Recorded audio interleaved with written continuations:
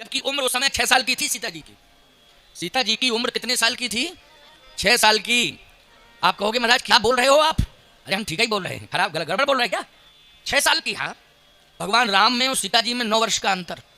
15 वर्ष की अवस्था राम जी की है विवाह के समय, और 6 वर्ष की अवस्था सीता जी। मैं आपको वाल्मीकि रामायण से बिल्कुल ऑथेंटिक तरीके से तथ्यात्मक रूप से बताता हूं। प्रसंग है अरण्य कांड का 47 सर्ग। अरण्य कांड से मैं आपको ये प्रसंग बता रहा हूं। रावण आया है माता सीता का हरण करने के लिए, और उस समय माता सीता उसको यथोचित सत्कार करती हैं और अपने विषय में बताना शुरू करती हैं कि वन में कैसे आना हुआ। तो सुनिए, सबसे पहले वो अपने बारे में बताती है। द्विता जनकस्याम मैथिलस्य महात्मना सीता नमनास्मि भद्रम ते रामस्य महिषी प्रिया। मैं महात्मा जनक की पुत्री हूं और अवध नरेश श्री रामचंद्र जी की प्रिय पत्नी सीता हूं। सीता मेरा नाम है, ये वो कहती हैं। उसके बाद में उषित्वा द्वादश समा इक्ष्वाकुलाम निवेशने भुंजान मानुषान भोगान सर्व काम समृद्धिनी। यानी 12 वर्षों तक मैंने अयोध्या में मनोवांछित सारे सुखों का भोग किया, ये बात कह रही हैं।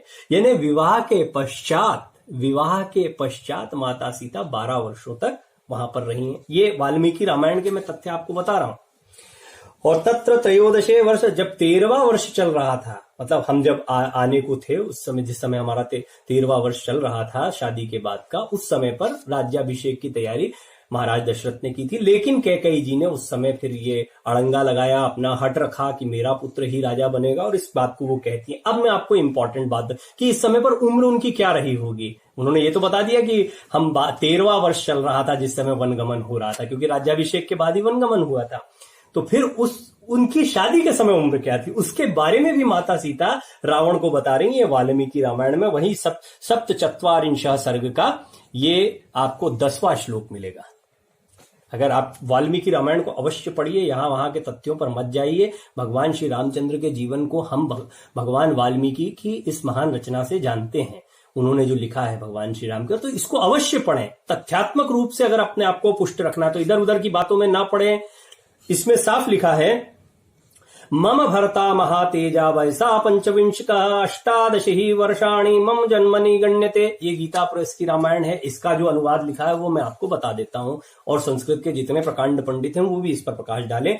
उस समय मेरे महातेजस्वी पति की अवस्था 25 साल से ऊपर की थी, और मेरे जन्म काल से लेकर वनगमन काल तक मेरी अवस्था वर्ष गणना के अनुसार 18 साल हो गई थी। वनगमन तक।